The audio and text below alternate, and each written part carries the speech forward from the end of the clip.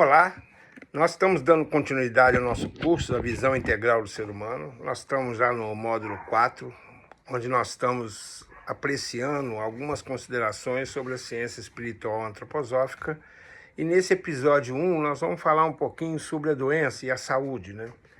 É uma questão muito importante da época, onde há muita dificuldade da gente compreender o verdadeiro sentido do ser humano, não só da dor, da doença e da morte. E a gente vai fazer algumas considerações importantes na perspectiva da luz da ciência espiritual antroposófica, né? Nós temos trabalhado muito numa visão analógica, onde a gente tem usado os arquétipos numéricos, né? Porque eles representam alguma essência da forma da existência humana e da própria natureza, né? Então nós vamos falar um pouquinho do arquétipo do 12. Nós chegamos a comentar sobre a trimembração, a quadrimembração, e falamos no último episódio sobre as 7 qualidades planetárias, né? Que é uma coisa muito importante de autoconhecimento, né? A gente falou sobre a trimembração, sobre os 3 sistemas, o sistema sensorial, o rítmico e o metabólico. Nós falamos sobre a quadrimembração e, em particular, os 4 temperamentos, né, que é algo que o ser humano tem e adquire na sua individualidade no segundo setênio.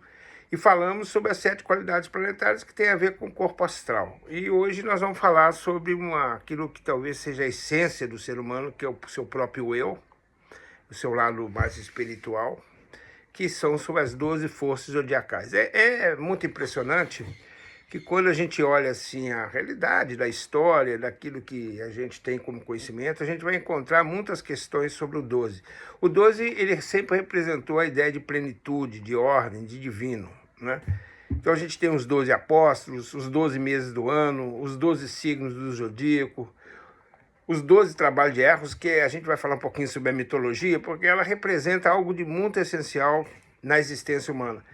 E tem os 12 sentidos, que é uma visão muito específica da antroposofia, onde ela reafirma a ideia de que nós temos portais de relação do interior e exterior, que são os sentidos, não só os 5 sentidos, né? Nós trabalhamos com 12 sentidos. Eu acho que é bem interessante, porque ele te dá uma outra possibilidade de compreender a relação do nosso eu com aquilo que está fora, né?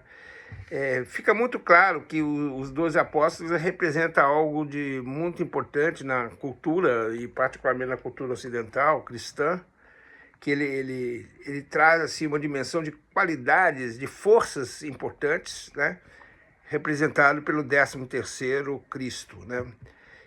As qualidades zodiacais, né, que são características do eu, né? Eu acho que não dá tempo aqui da gente aprofundar cada qualidade dessa, mas eu acho que ela é conhecida, né, de uma forma assim meio superficial, mas de qualquer maneira eu acho que ela representa algo bastante importante. E nós temos, no ponto de vista da psique, um dos maiores psicólogos da história, que é o Jung. Ele começou a entender o ser humano a partir dos seus 12 arquétipos, né? Eu acho que vale a pena a gente conhecer, vale a pena a gente estudar, porque isso dá uma compreensão um pouco maior de nós mesmos e de nossa relação com os outros, né? Sobre os 12 sentidos, eu acho que eu queria só comentar algo importante, né? A gente tem, na visão antroposófica, os sentidos ligados à questão do querer, que são inferiores, corporais, como o tato, o espírito, o sentido vital, o movimento e o equilíbrio, que são coisas não muito bem conhecidas. Os sentidos do sentimento, né, que são intermediários, são anímicos da alma, o olfato, o paladar, a visão, e o térmico, que é um sentido hoje não conhecido também, mas eu acho que o ser humano ele tem essa percepção do calor e do frio.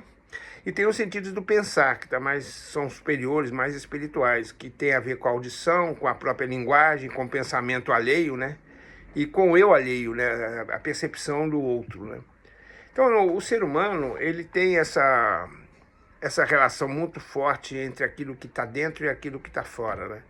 Na visão antroposófica, como a gente trabalha com os 4 corpos, né? O físico, o etérico, o astral e a organização do eu, a gente considera o que é interno mais o astral e o eu, e o que é mais externo o físico e o etérico, né? A gente, num ponto de vista do desenvolvimento do ser humano, a gente trabalha com a ideia do segundo ser humano em nós, né? A ideia de que o ser humano não é só um eu inferior, o eu que a gente organiza na nossa consciência cotidiana, mas a gente também teria a possibilidade de desenvolver o nosso eu superior, né? E aí a gente fala um pouquinho do sono, né? É muito interessante como a gente pode observar o que é o sono e o que é a morte quando a gente trabalha com essa perspectiva da quadrimembração, né?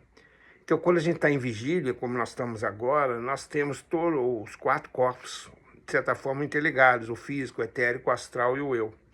No sono, quando você dorme, você separa o seu físico, o seu corpo etérico, do seu astral e do eu. Por isso que você perde a consciência e você fica como se fosse apenas ali que fica, é o físico, o etérico, é como se você estivesse vegetando, né? E o seu astral e o seu eu não estariam presentes naquele corpo, né? E na morte seria uma coisa interessante que acontece na morte, é que você separa o seu físico, né, do seu etérico, astral e eu. Depois você abandona o seu etérico e depois abandona o seu astral e fica na visão antroposófica, na visão mais espiritual do próprio eu, né? E o que seria doença, né? A doença seria uma desarmonia e conflito do mundo interior com o mundo exterior.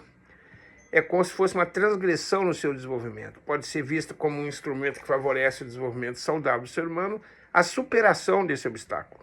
Cura, portanto, é um novo equilíbrio entre o que está fora e o que está dentro.